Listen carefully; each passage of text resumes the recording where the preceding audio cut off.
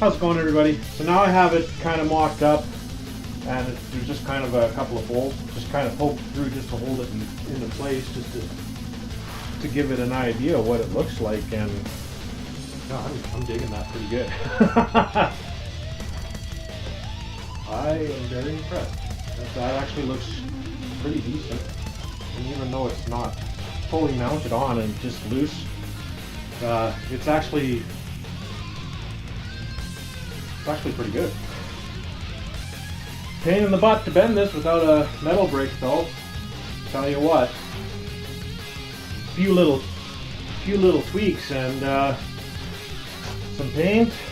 I'm going to put a brace across the tube about halfway down, just behind this black mark where the Kawasaki is.